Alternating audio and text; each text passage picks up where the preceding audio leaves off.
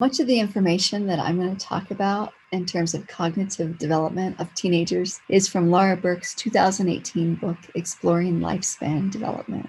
So first of all, teens are better at grasping abstract concepts and principles, and they can consider multiple possibilities or variables at the same time, whereas school-age kids are a little bit limited in what they can actually consider and kind of juggle in their mind. Teens can also think about hypothetical statements, whereas school-age kids typically can't really consider things that aren't concrete at a high level. They're just not very good at it.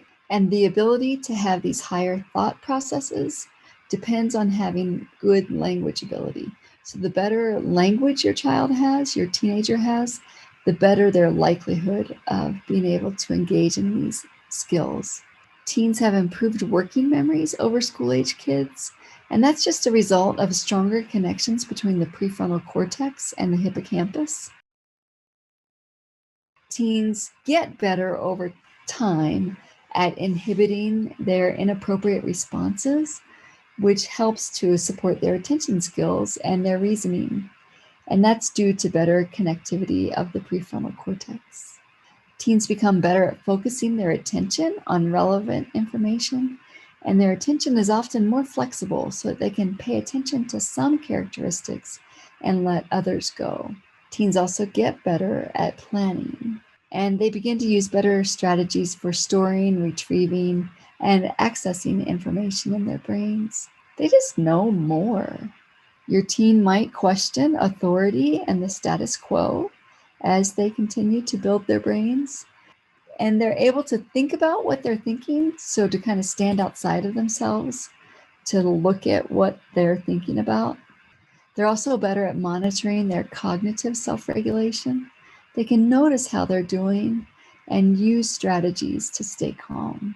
They're able to reflect on their own thoughts, and additional physical and psychological changes make it so that teens begin to reflect more on themselves. For example, they have hormonal changes that heighten their social sensitivity. They also have better perspective-taking skills, which makes them more concerned with what others think. And as they do this, they often engage in two distorted thinking issues. One is that teens think that everybody is watching them. They're the focus of every person's attention. So they become self-conscious as a result. And a critical remark can be very damaging to a teenager. Because teens are self-centered and think everybody's watching them, they begin to have this exaggerated sense of their importance, that they're special and unique, which of course they are, but they might have this impression that they are really special and unique, like more important than other people. So we want to help ground them a little bit.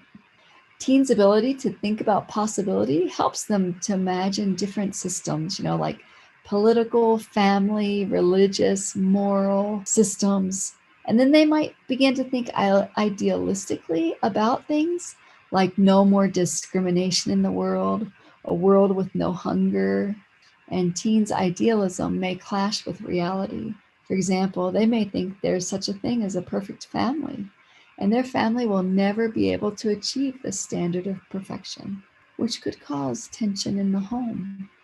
Teens are often beginning to think about what they want to do, in their lives. Younger teens in particular are attracted to immediate rewards, and we know that teens aren't as good as adults are at decision making. They're less likely to consider alternatives, but they get better as they practice. So giving them opportunities to make decisions so they get practice at that can be helpful for teenagers. As teens are in larger impersonal school environments, their grades and feelings about school competence often decrease. When they have parents who use high warmth and high expectations, they do better. Some of the factors related to kids dropping out of school are a lack of parents supporting teens' achievement, a history of poor performance in school, unsupportive teachers, and peer victimization. Your teen might like to debate as they develop their own strong opinions as well. That's a lot of information about their cognitive development.